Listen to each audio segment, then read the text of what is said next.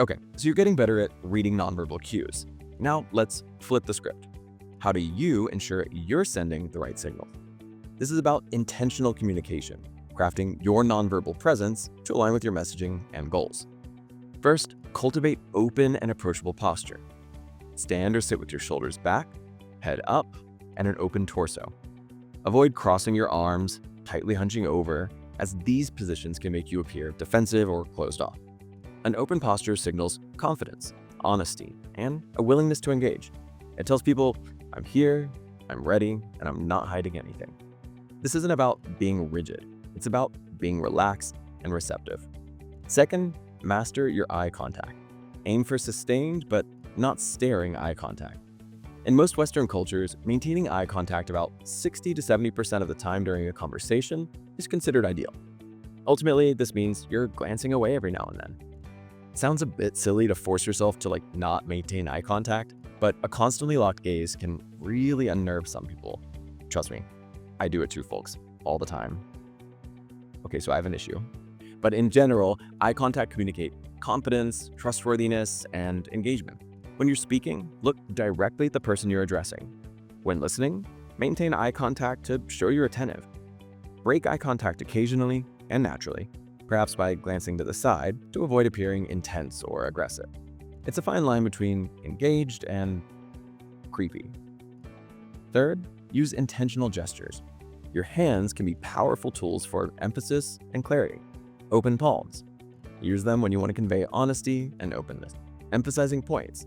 Use purposeful hand movements to underscore your words, but avoid fidgeting or overly dramatic gestures that might distract from your message. Mirroring subtly.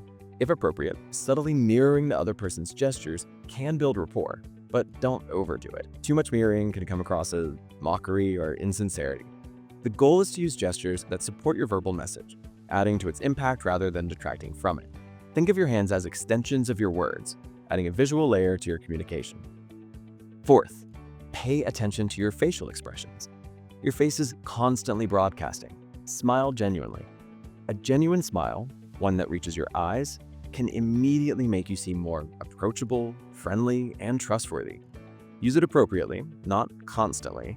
Painted-on smiles really irk me personally because they feel forced and disingenuous. And now I'm thinking about clowns. Did the image of a clown smiling menacingly at you just pop into your head? No, just me? Okay, moving on. Match expressions to your message. Ensure your facial expression aligns with the emotion of your message. If you're discussing a serious topic, a cheerful expression would be jarring or counterproductive. Practice awareness. You might even practice in front of a mirror just to see what your expressions are naturally conveying. Sometimes your resting face might send unintended signals. Finally, control your voice and tone. While technically a paralinguistic cue, part of nonverbal communication, your vocal delivery is incredibly powerful. This is hugely important if your work involves a lot of phone conversations, because literally your voice and breathing is all you're working with, unless you hit buttons at random to produce a fun little tone. But I don't recommend, of course, and totally have never done. So yeah, pace. Speak at a moderate pace, not too fast, which can indicate nervousness, or too slow, which can indicate disinterest. Volume. Adjust your volume to the environment. Speaking too softly can make you seem unconfident, while speaking too loudly can be aggressive. Pitch. A varied pitch keeps listeners engaged. A monotone delivery can quickly bore your audience. Tone. Ensure your tone is appropriate for the situation. Warm and inviting for a casual chat. Firm and authoritative when necessary, but always respectful. Your tone can convey sarcasm, sincerity, anger, or excitement, often overriding the literal meaning of your word. Projecting presence is about congruent, making sure your body, face, and voice are all telling the same consistent story. When your nonverbal signals align with your verbal messages, you become incredibly persuasive and trustworthy. But listen, this is more about awareness and practice than overanalyzing. Don't trip over your brain too much in all of it.